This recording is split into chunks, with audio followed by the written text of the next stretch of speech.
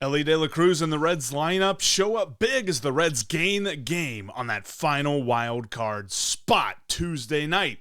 I'll tell you how they did it and the opportunity in front of them on today's Locked On Reds. You are Locked On Reds, your daily Cincinnati Reds podcast, part of the Locked On Podcast Network, your team every day. You are Locked On Reds with myself, Jeff Carr. I am a lifelong Cincinnati Reds fan that has turned an addiction into information for you. I want to thank you for taking time out of your day to listen to me talk some Reds with you. Locked On Reds is, of course, part of the Locked On Podcast Network. We are your team every day, and thank you for making us your first listen every single day. If you're an everydayer, appreciate you. Make sure you hit us up in the comments section. Let us know how you felt about Elly's dominant performance, which we will get into here in just a moment. There was a couple of guys that were really showing out on Tuesday night in Cleveland to get the Reds a win. We'll look at the lineup and its successes. We'll talk about Hunter Greene and his failure, but the bullpen picking him up. And an interesting thing, Chris Welsh said a very interesting idea of how to evaluate a pitcher. We're going to apply that to Hunter Greene later on in today's show, and we'll look at the opportunity that the Reds have, the advantage that the Reds have, should they win tonight on the wild card race. Thank you so much for joining me here on Locked On Reds. Steve's not with me today. He'll be back here in a few days, but it's just you and me talking Reds here today. And it was a good win. We said the Reds have 5 games. The Reds need to win all 5 games if they want to make it into the wild card. I really don't know that there's a path to the wild card if they lose one more game. And that's a heck of a lot of pressure. That's definitely not an enviable situation to be in, but that's where they are, and they acknowledge that. You saw it on Red socials. You saw it on the broadcast and things like that. They said, we just got to go 1-0 today. We got to wake up. We got to go 1-0 today. We can't do anything about yesterday. Can't do anything about tomorrow. All we can do is today. Got to win today. And boy, did they. This was a game that early on I wasn't really sure about. The Guardians were hitting the ball all over the yard. You saw plenty from their lineup that really has been their weakness all season long. This has not been a good year for Cleveland. They're typically all over the playoff race. They've been out of it for a while. But they were scoring at will, which we'll talk about here in a few minutes. But the Reds were scoring with them, and it was led off by Elly De La Cruz, his first multi-homer game of his career, and it was a beauty. He had 2 homers. He also had a single as well. He came around to score after hitting that single. It was a single, and he advanced on the throw-in. I thought it was a double, but I think the official score in Cleveland was just not used to Elly and his speed because whatever. Anyway, ended up being a 3-hit day for him. Very good day at the plate. And he is a guy that I think here recently has started to kind of refocus himself a little bit. I'm not saying that the one game means that he's back, but it was a great game to watch. And there were a couple of reasons that I was super excited. I mean, obviously 2 home runs, that's going to get you excited. The second home run was the hardest hit ball in Reds StatCast history. Now, StatCast has only been around since 2015, so there's quite a few years where we don't know what the hardest hit ball was. But since 2015, when StatCast became a thing, no Red has hit one harder than Elly De La Cruz hit last night, 119.2 miles an hour off the bat. Rushed into right field at Progressive Field in Cleveland. And that was off of a changeup. Or I'm sorry. That was his first home run was off of a changeup. His second home run, that 119-mile-an-hour one, that was off of a curveball.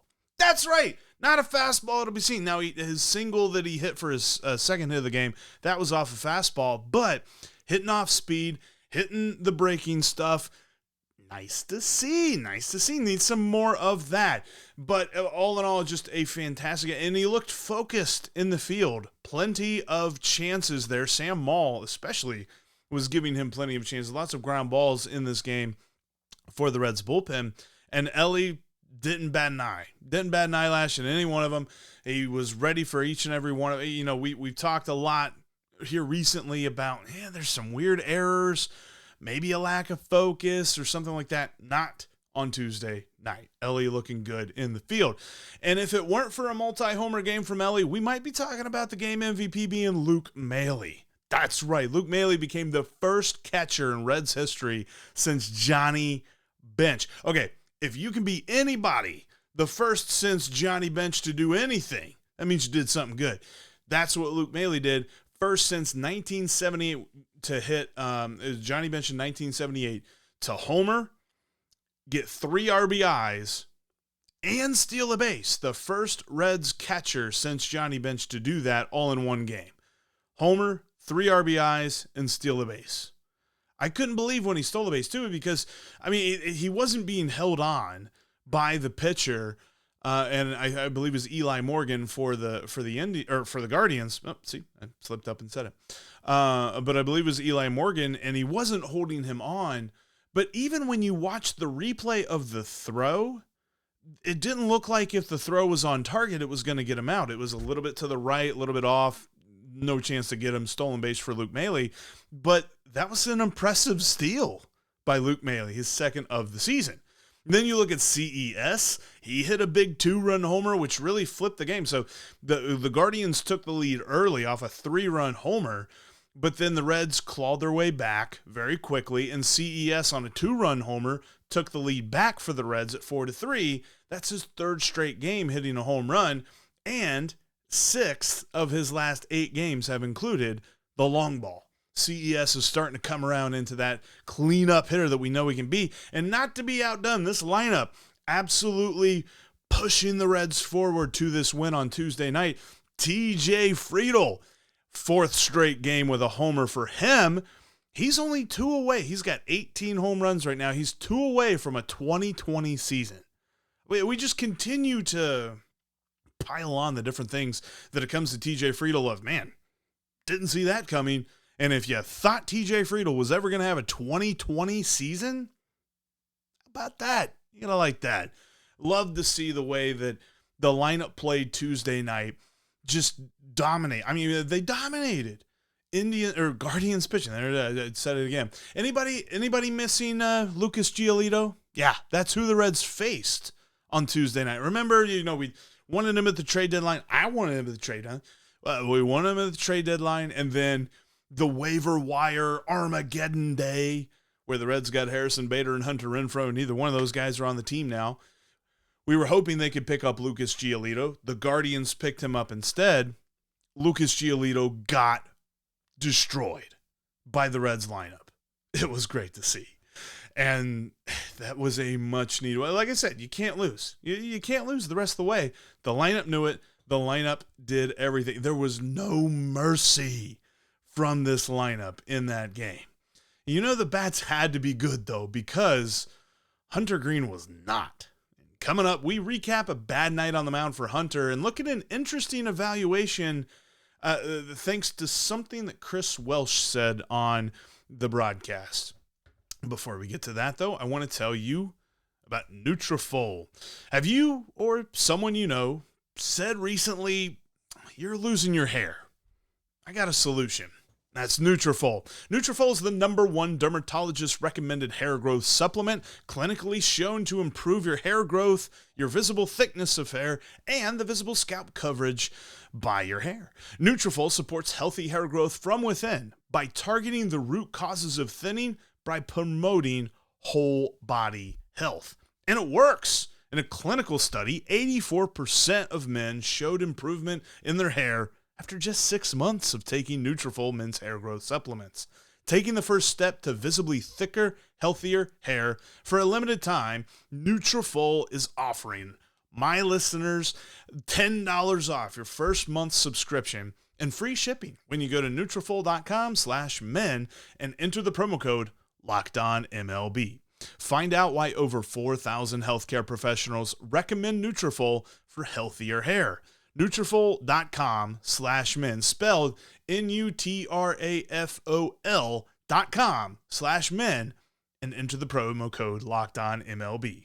That's Nutrafol.com/men. Promo code LOCKEDONMLB.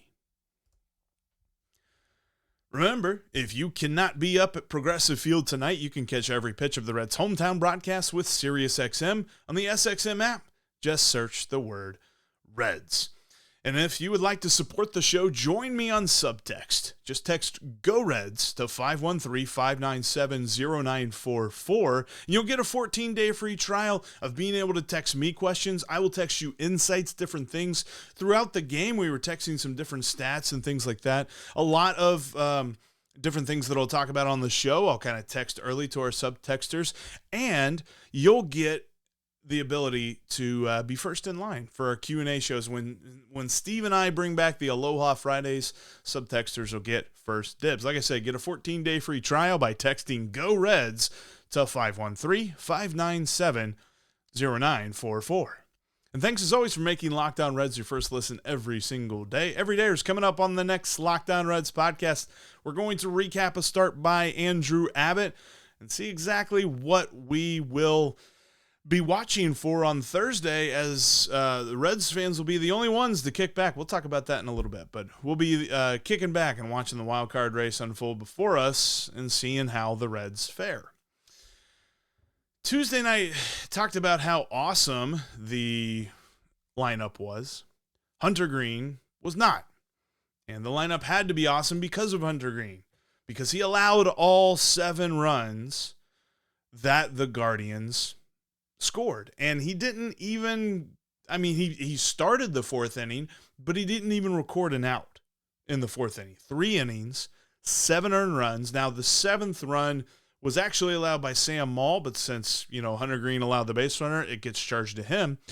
But he was already 70 pitches in, and he hadn't recorded an out in the 4th inning. That's not good. He was just all over the place. When he was in the zone, he was getting destroyed. Those pitches, some of the homers, like Andres Jimenez, who homered off of Hunter Greene, the ball that he hit was so loud. Reminded me of our clip of Noel V. Marte down in AA, but so loud the contact was off of Hunter Greene's pitches. And it's not like the Guardians are, big time with the hitting. In fact, just one quick look will show you Cleveland's dead last in the major leagues in home runs this year. And they hit 3 off of Hunter Greene. Dead last. Major League Baseball. They hit 3 off our man. And none of them were from Jose Ramirez. That's the dude that you're worried about. So, with that, bullpen had to pick it up, and the bullpen did what the bullpen did. They pitched well. Now, like I said, Sam Maile entered. There were runners on first and second with nobody out.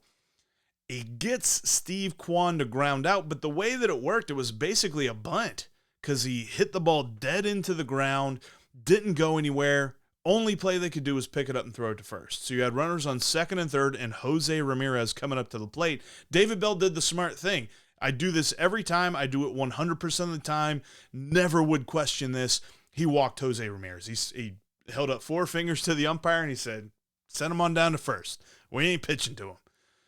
But then the next dude, Josh Naylor, gets a pitch that's like low and in, fights it off his hands, a little bloop into shallow left field, no man's land, and the Guardians score a run off that. And so there's your inherited run that Maile allows, gets charged on to Hunter Greene for his 7th earned run of the game. But after that, Sam Maile shut it down. After that moment, the next 5 outs that he recorded, no Guardians touched the base. No Guardians got on base. In fact, in the 5th inning, when he came back for the 5th inning, we're thinking, man, what's he got here? Because we talk about this a lot. David Bell bringing out relievers for the 2nd inning. Not always that great. Sam Maile got 3 quick ground outs like right now. Like so fast. He made quick work of that 5th inning. And at that point, because the Reds did a lot of damage there in the 5th inning and they're the top half of the 5th, and you're like, okay, how will we respond? Is this going to be just a give and take of, we punch, they punch back sort of thing? Sam Maile shut it down.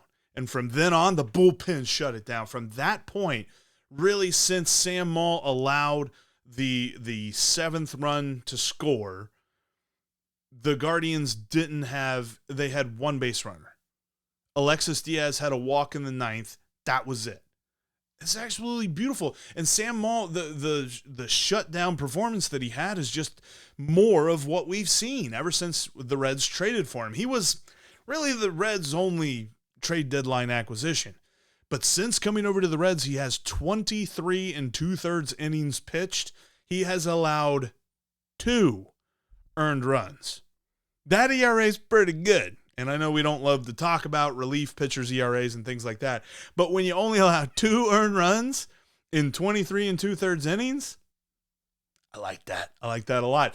And you got 21 strikeouts to 9 walks so far in those 23 2/3 innings. Love to see the walks come down, but still, good pitching from Sam Maile from the left side of the plate. Then, after he throws 2 innings, Fernando Cruz comes in, pitches 2 more perfect innings, and he had a couple of strikeouts in there as well. Fernando Cruz is an interesting dude because every time he's going to come out of the bullpen, you're going to see them throw up that number, the ERA, onto the screen, and you're going to think you know who he is. And you're going to be dead wrong because Fernando Cruz has been one of the best pitchers in this bullpen. And it's funny because last year, he was a late season call-up, and you're thinking, what are we going to get out of this guy? Is he going to audition? Is he going to be a big part of the future for this team? Who knows? He's a late career call-up, didn't really get into the majors until last year when he had been through the minors and through independent leagues and Mexican leagues and all this different stuff. And you're like, what do we got? Well, here's what we got. Since the calendars turned to June, up through now, he's pitched in 45 games. 49 1/3 innings in those 45 games. And he has 76 strikeouts in 49 1/3 innings. Just 20 walks. Still, love to see the walks come down a little bit. But get this. Opponents are batting .164 against Fernando Cruz and his fastball-forkball combination. The forkball, he just pushes the baseball in between his fingers, basically to the point, if the normal person tries to throw a forkball, it's not going to feel very comfortable. These guys got to, find their comfort zone with it. Fernando Cruz has a beautiful, beautiful pitch. When that thing is working, nobody touches him. And it's been working for the most part since the beginning of June. He's just been a fantastic pitcher. And then Lucas Sims and Alexis Diaz shut down the final 2 innings. And like I said, only the 1 base runner Alexis Diaz allowed as a walk. And they shut down the game. The Reds were able to play add-on late with some insurance runs, which was great because, we were talking about it all throughout the game. It's just like, all right, you got to have more than 1 run lead, more than a 2-run lead. The way that the Reds have been pitching here recently, you need a big thing here. And the Reds were able to work around that. The bullpen was magnanimous, absolutely amazing, fantastic, all of the accolades above, and the reason why the Reds won. But back to Greene for a moment, because Chris Welsh said this interesting thing during the game, and he said he was talking with a buddy of his that's still working as a coach in the game. And he said, to really evaluate a pitcher, because a pitcher, if they throw 30 starts, you take out their 5 best and their 5 worst starts, then you really know who that pitcher is. What do they have in between there? Because you're going to have these games where everything works, and then you're going to have these games where nothing works. And it's not fair to evaluate and think you know a guy one way or the other. As much as we love that 7-inning start that Hunter Greene had his time before this last one, where he had 14 strikeouts of the Twins, as much as we want to say that's who he is, we know that it's not necessarily always going to be that good. But when it's not perfect, how good is he? So I took this idea from Chris Welsh and I applied it to Hunter Greene. Now he's only made 21 starts, so I kind of amended it a little bit. So we're talking about, I took out the 4 best starts of this season and I took out the 4 worst starts of this season and evaluated those 13 games. So under that criteria, the 13 games that Hunter has pitched in the middle, not the outliers, good or bad, whatever statisticians call that, the most likely outcome when it comes to Hunter Greene, 3.69 ERA. He's only allowed 8 total homers in 68 1/3 innings pitched in these 13 games. Plus, he has 85 strikeouts. Hunter Greene is good, right? We like to see these bad starts, and I think it happens more so for pitchers than for any other position group in baseball. But when they have a bad game, we like to think, man, that's just another one of those games. He failed again. Boy, oh boy. He's just awful. Why on earth? And the things that people, they go into contracts and things like that, and they're just like, why did the Reds give Hunter Greene this contract? Because he's good. 13 starts, 68 1/3 innings pitched, 85 strikeouts, 8 home runs allowed, 3.69 ERA. 3. Whenever your ERA starts with the number 3, you're a good pitcher. Hunter Greene's a good pitcher. He just had a bad day. And hey, his team picked him up. Sometimes that happens. Sometimes a player has a bad day and the rest of the team has to pick him up, and they did. And that was good. But as the Reds won last night, hopefully they have a chance to win here tonight. The opportunity really opens up if they get this win. I'll tell you why coming up next. Before we do, I want to tell you about another one of today's sponsors, and that is Jase Medical. Modern medical care and treatment are important, but our global supply chains are fragile. Like, things like pandemics, natural disasters, and foreign travel may cut you off from the treatment that you need. Jase Medical is your solution. They have this thing called the Jase case, and it comes with very essential antibiotics that when you go through this whole process of, screening, because they have board certified physicians that kind of screen you fill out this form, they will determine whether medications are safe and appropriate to send to you. And in addition, you'll be able to send your physician a message for answers to treatment related questions at any time whenever you sign up with Jase Medical. Everyone should be empowered to care for themselves and their loved ones during the unexpected. That is why Jase offers this Jase case. And like I said, there's 5 life-saving antibiotics in the Jase case for emergency use. That way you don't have to just hope that you're ready in case of emergency. You can save more than $360 by getting these life-saving antibiotics with Jase Medical, plus an additional $20 off by using my code LOCKEDON at checkout. Just go to jasemedical.com. Again, that's promo code LOCKEDON at jasemedical.com. Remember, if you cannot be at Progressive Field tonight, 6:10 p.m. Eastern Time, then you can catch every pitch of the Reds' hometown broadcast with SiriusXM. Just download the SXM app and search the word Reds. You can follow the podcast on your favorite podcasting platform, and including right here on YouTube. If this is your first time watching, thank you so much. Make sure you drop a thought down in our comments section. We love talking Reds. Plus, we've also got a community on Discord for you. If you click the link down in our description, right now you can join the Locked On Reds Discord chat. Lots of great folks talking Reds baseball all day, every day in there. Just click that link in the description. All right, Reds won and the Cubs lost. The Cubs were up by 6 on the Braves. In fact, I might take a little bit of measure of thanks for this. Credit. Take some credit.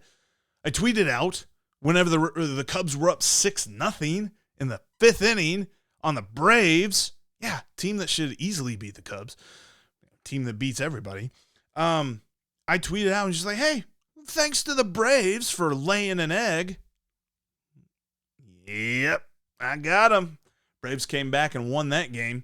So the Reds gain a game on the final wild card spot after the Cubs blow a 6-0 lead. I love that. Now, I was hoping for the Diamondbacks to also lose because early on in that game, the White Sox took a 3-0 lead.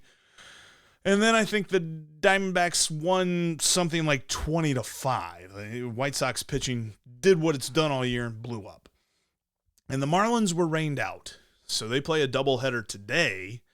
Cubs also play today. Diamondbacks playing today. In fact, when you look at the remaining schedule, this is where I think the Reds have the advantage. Not because I'm comparing strength of opponents and all this other stuff. The Reds have an off day. The Reds are off on Thursday. None of the other teams have an off day the rest of the way. Of course, the rest of the way is less than a week because Sunday's the last day of the regular season. Cannot believe we're already here to that point. Feels like opening day was yesterday. But the Reds have one off day. The other teams don't. Marlins have to play a doubleheader today. And I kind of had Thursday circled anyway because Thursday is the day, because the Marlins have this weird half game on the Reds right now. That's where their schedule lines up with the Reds, is on Thursday. And everybody else, they're playing out the rest of this week. So I think that's where the Reds get this advantage, because think about this. Yes, Shane Bieber is on the mound for the Guardians, and Shane Bieber's a really stinking good pitcher. Andrew Abbott's on the mound for the Reds, and he's really kind of been on a downslope here recently so far as his performances go. But if the Reds can win this game, get a win today, it's going to feel like winning 2 games because they get the win tonight. We're really hoping that the Mets can be just a thorn in the Marlins' side. Imagine if the Mets take these 2 games here today against the Marlins and the Reds win. They'll flop over because they're, I think they're a game behind the Marlins. But they'll flip over the Marlins, and then the Marlins have to play again on Thursday. You got the Cubs playing, you got the Diamondbacks playing. Reds really have an opportunity here to almost feel like they get 2 wins for the price of 1 if they win tonight. And I'm looking for Andrew Abbott. He's going to go out there, hopefully pitch. We need 5 innings, just 5 innings. I don't want him to feel like he's got to go 6 or 7 or 8 or whatever. Give the Reds 5 innings and 3 runs or less, and that'll be a successful start from Andrew Abbott. That's not even a quality start. But 5 innings, 3 runs or less. He's got to be good, though, because Shane Bieber's freaking good. And I know he's had a little bit of a roller coaster season, but I don't expect the Reds are going to go out there and do what they did to Lucas Giolito to Shane Bieber. Shane Bieber's a much better pitcher than Lucas Giolito is, regardless of what that ERA number says. Again, that number, it feels like some people look at that number and they think that that's the end-all, be-all, and it's not. There's plenty of other things about Shane Bieber that have said that he's been a good pitcher for a long time. So to expect him to roll over like Giolito did yesterday, not a good idea. But I really think this is a good chance for the Reds. Just get this win, and you're looking good for the rest of the weekend. Then they got 3 against the Cardinals, and I know that, Steve and I have been talking about this Cardinals series. It's 3 games. It's in St. Louis.